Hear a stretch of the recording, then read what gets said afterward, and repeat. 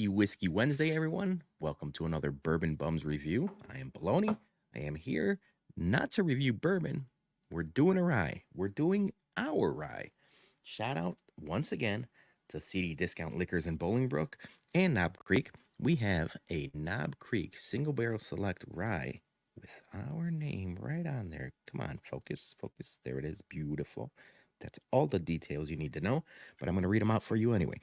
Warehouse K, Floor 3, Rick 45, Barrel date, February 9th, 2015, selected date, 5/15/2023, 115 proof rye whiskey coming out of the Jim Beam Distillery in Kentucky.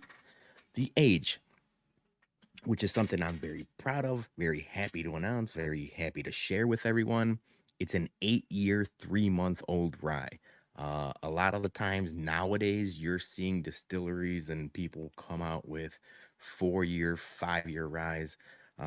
Russell's Reserve has theirs at 6 years that you're able to find on at most liquor stores. It's very rare that you see an 8-year rye. Typically, rye whiskey isn't aged as far along as most typical bourbons are. So I'm excited about this. I'm excited to share it with you guys, and I'm excited to share some notes with you. So let's pop this baby, and let's pour this baby. Oop. Oop. It's a little ASMR for you guys. I should note this is available at CD Discount Liquors in Bolingbrook, Illinois. If you can't get to Bolingbrook, Illinois, you could hit us up on Twitter, on Instagram, in the DMs. Slide into those DMs and let us know. If you're interested in a bottle, we might be able to get one to you. It's $69.99 MSRP. And I'm really happy, one, about that price point, but two, about the age again. 8-year rye. That's beautiful. All right, so the nose. All right, so this I should mention. So I didn't want to give out any misinformation. So I don't know the mash bill on the Knob Creek Rye. I saw a bunch of different things online, and I didn't want to just share some nonsense with you that if I wasn't sure about it. But I'll tell you this much just from my gauging of the situation. You see Ross and Squibb, or MGP as most people call them still. They have a 95.5 rye, which is 95% rye. And there's a bunch of other distilleries that have a higher rye content rye, in upper 70s, mid 70s. Just taking a guess, using my intuition, this is a low rye. So for it to be considered a rye whiskey, it still has to be 51% rye, predominantly rye.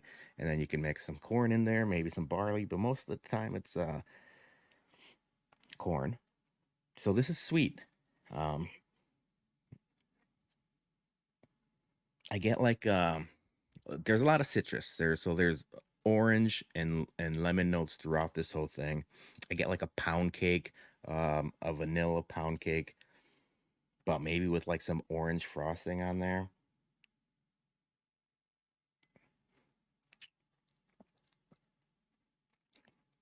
So there's some butterscotch on the nose, and there's some definite butterscotch in the palate. That's the first wave I get. I get a wave of butterscotch and then a wave of citrus. Yeah, so it's like orange peel, lemon peel. Really. All right, so I've said this before in the past where it's like I don't want to call it smooth because smooth is subjective, but this is it's crushable. It's an easy sipper for as much as a 115 proof whiskey could be an easy sipper.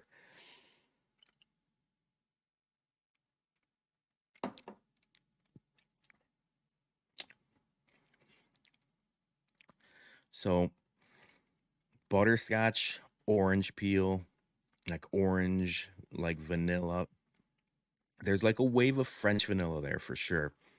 Mostly almost at the end. So French vanilla, oak, rye or the what would you what would I well, I'm not asking you a question. What would I consider the classic rye spices?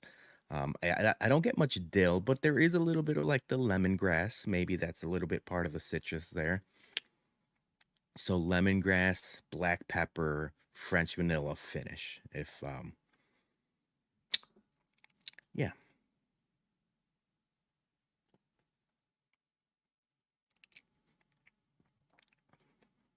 the oak is there. The 8 year rye, the oak is there throughout. Yeah, I mean, there's it's I don't want to call it simple because it's not simple. There's waves of different things going on in it, but it all marries together really well. And it all marries together in almost like this okay, so like there's definite like rye whiskeys, like I mentioned, the knob or the MGP 95.5 whiskey. Um, this is more of a bourbon drinker's rye, if that makes any sense. Um, if you're into bourbon whiskey and you're not so sure if you want to make the jump into rye, sometimes a lot of the times it's people say it's tastes too earthy, too grassy. This is not that. There's still classic rye notes to it, but it's still what I would consider an easier rye whiskey to drink.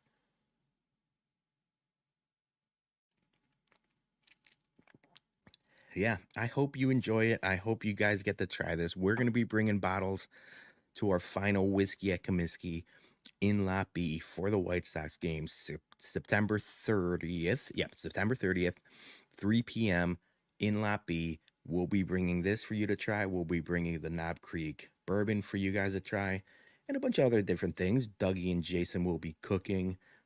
We can't wait for you guys to try this. I'm really happy with how this turned out. I'm really proud of what Jason, Dougie, Johnny, and I have been able to do with this little bourbon, bourbon, would you call it an offshoot? The offshoot of the Chicago Sports Bum, because like we like to say, we talk sports and we drink whiskey. And you can find us talking sports Monday nights on the Bumcast. But whiskey is a big part of what we do, and we love sharing this kind of stuff with you. So thank you guys. Thank you once again to Knob Creek, and obviously thank you to CD Discount Liquors and Bolingbrook. Can't wait for you guys to try this. Cheers.